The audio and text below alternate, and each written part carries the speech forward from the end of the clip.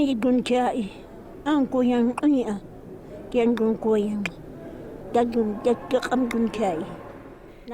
Iso is the last surviving fluent speaker of Ngu, a language believed to be over 20,000 years old. It's considered to be one of the most endangered languages in the world. Amongst the Khoi and San languages, as UCT, we have chosen Khokhogweb and Ngu. We've chosen Khokhogweb because as UCT, we piloted with that language. That is one of the Khoi and San languages in the previous years.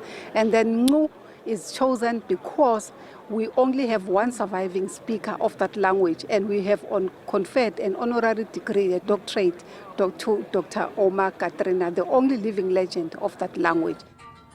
A Cape Town-based linguistic heritage activist says because not one of the Khoi or San languages are official in South Africa, it's important that universities and institutions of education make space for its development and retention. It's not only used for people to speak these languages, but it must become a livelihood. So we need people to start writing books, storybooks, even creating content for television, so that the languages can be seen. We need youngsters to be interested in this. And one way of making youngsters interested is also by creating job opportunities for people to use this language. Kykie my broer, alle dinge moet se los van hy geld kan gegaar vir 'n week se kos. As ek sê is, ek kry my op Postelam se area op die hoek om 'n pyp te rook.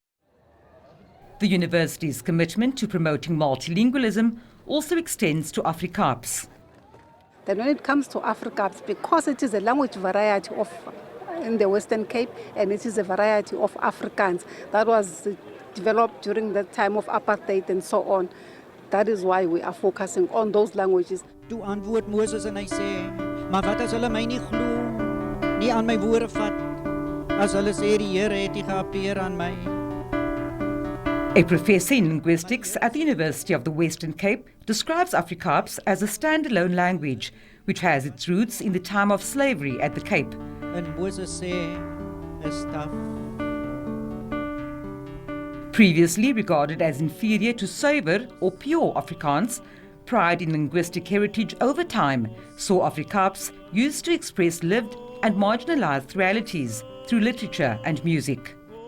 Acknowledgement for Kaaps gradually started when it was used within creative writing in the literature, starting with the works of S.V. Peterson, and then in Adam Small's creative writing. But it intensified in the 1980s because the fight was against the imposition of Afrikaans and the acknowledgement of the way we speak, the less dance, the mingles that we speak, the mixed language that we speak.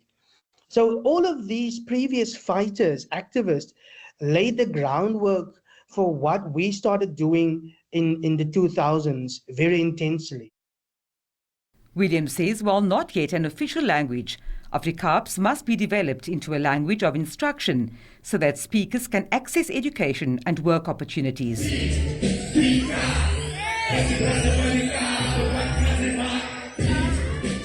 Afrikaans' popularity has also been boosted over the past few decades through music, with local hip-hop groups shining a spotlight on it through their work. That is the beauty of the language, and also the way it's kind of being embedded within, I would say, local or modern day hip-hop music. It's also giving it a room to expand as well. It's also giving other communities the opportunity to experience the beauty and the dynamic aspects of that. And one of the groups that really did it was a group that I also belonged to. I was also one of the founder members besides Prophets of the City, is BVK Brasse van die Kaap, because with them and their popularity and what they managed to do, that also took Afrikaans to completely new audience as well. So that also made people understand, how really, I would say, dynamic that language is, and everybody wanted a piece of it. And if we look at what's happening in South Africa today, everybody's like, awe me bro, hoe sit, awe masakin, hoe sit. So those are all, the little nuances and the terminologies that I would say originated within our culture and language. Maar toch loop ons minigtes met ons gebriekte hippies. The promotion and development of indigenous and marginalized languages is regarded as crucial to the protection of cultural identity and preservation of linguistic heritage. Vanessa Puna, SABC News, Cape Town.